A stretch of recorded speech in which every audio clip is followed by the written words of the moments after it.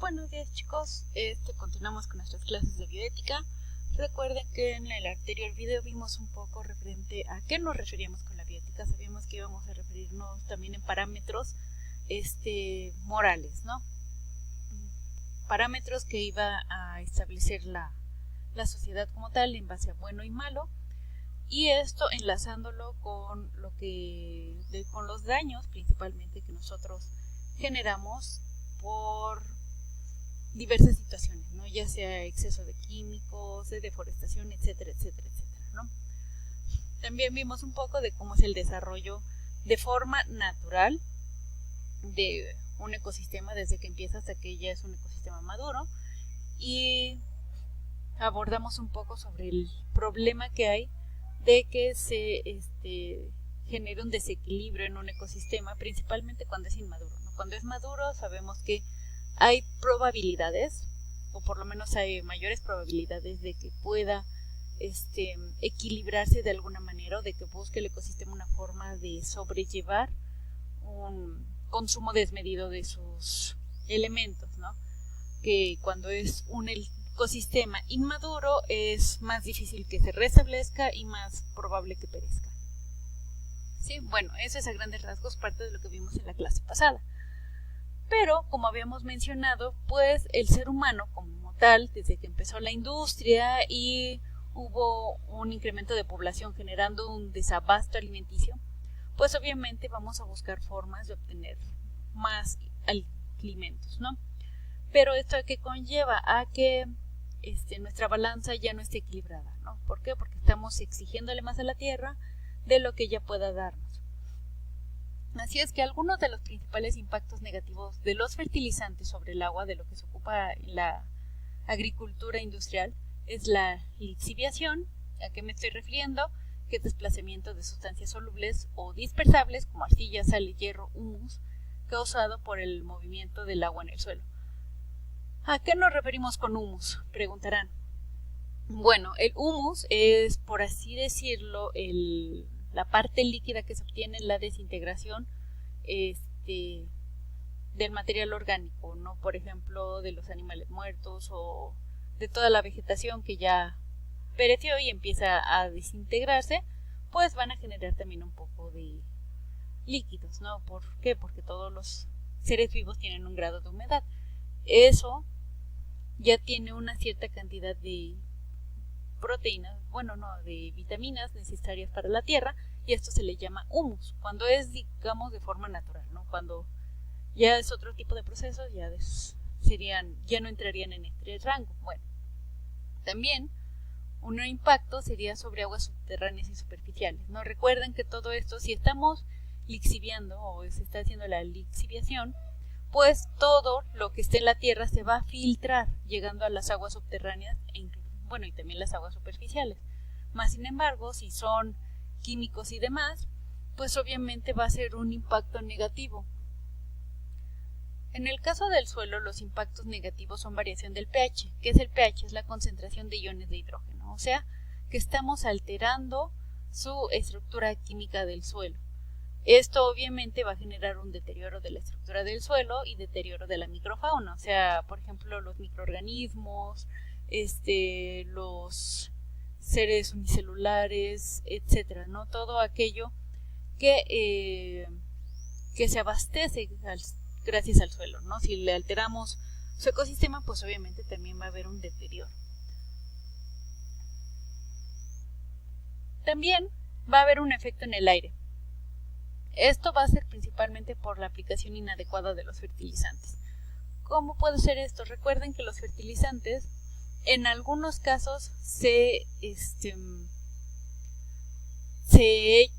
ponen en el cultivo, ya sea directamente, porque en algunos casos son como polvitos o gránulos, entonces se ponen directamente a un lado de los plantíos, ¿no? De la plántula. Pero en algunos casos solamente como que lo avientan, ¿no? Lo dispersan. En estos casos, pues, ¿qué sucede? También estamos haciendo un efecto en el aire, ¿no? Una contaminación en el aire. ¿Por qué? Porque el aire, algunas partículas que sean muy pequeñas, se pueden ir en el aire y dispersarse en un área más grande, pero esto que conlleva, que recuerden que los fertilizantes tienen químicos y no siempre son buenos para la flora o la fauna endémica de la zona donde se esté poniendo, ¿no? Así es que o podemos afectar a los organismos vivos aledaños o incluso podría llegar a afectarlo como envenenamiento, ¿sí? Bueno, hay que mencionar que las plantas pueden absorber entre un 30 y 50% como máximo de los fertilizantes químicos, así es que el resto se pierde en el suelo. Por esta situación es que nosotros terminamos contaminando las aguas subterráneas y superficiales. ¿Por qué? Porque la planta como tal no va a absorber el 100% de ese fertilizante químico que nosotros estamos poniendo. Así es que, pues, como habíamos visto en la clase anterior, digamos que nutrimos en exceso de fósforo a ciertas zonas, ¿no?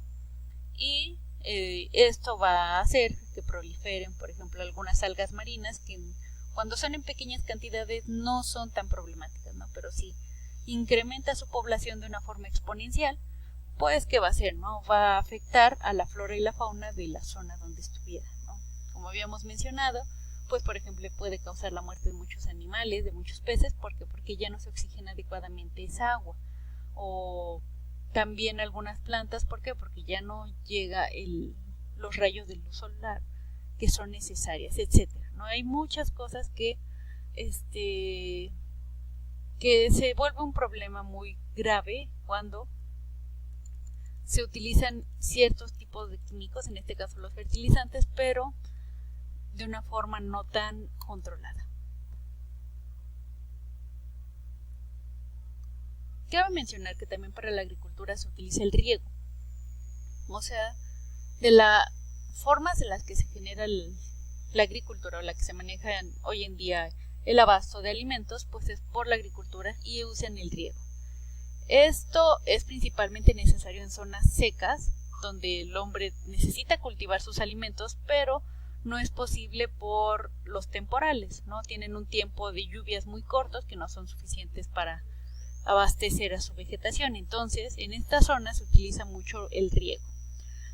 Pero, ¿qué problema hay? Por ejemplo, si hay un pozo de agua que era necesario para una población para que estuviera abastecida de este líquido, pues gran parte se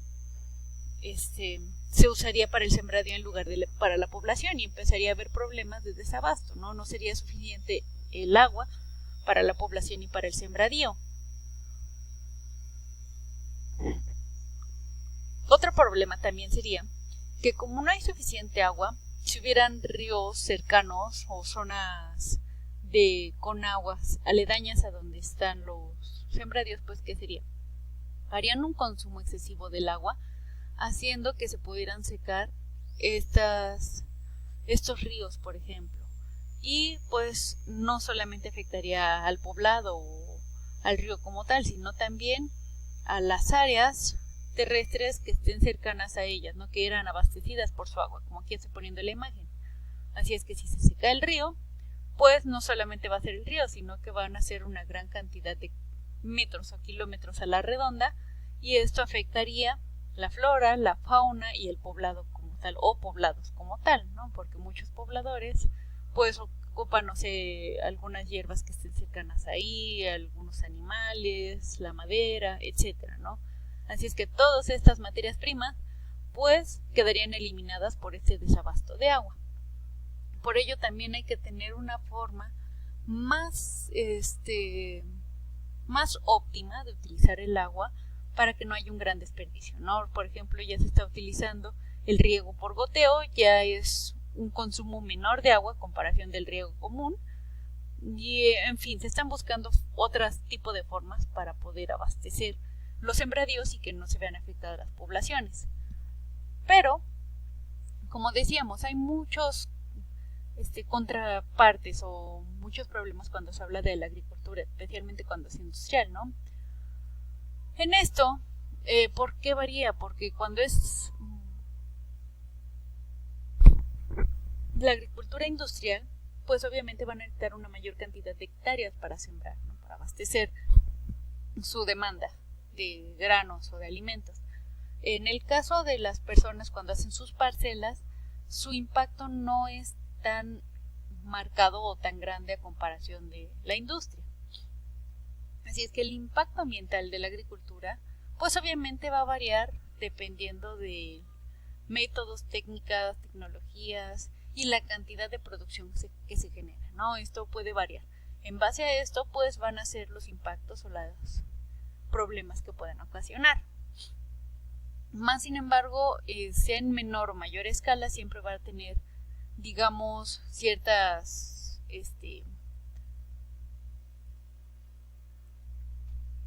ciertos problemas, ¿no?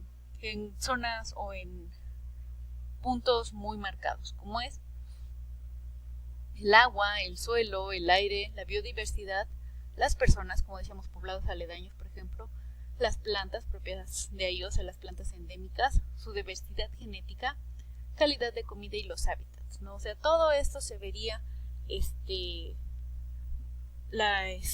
con problemas gracias a la agricultura. ¿Por qué? Porque se destruyen grandes hectáreas, por ejemplo, de bosques para posteriormente poder hacer sembradíos, ¿no?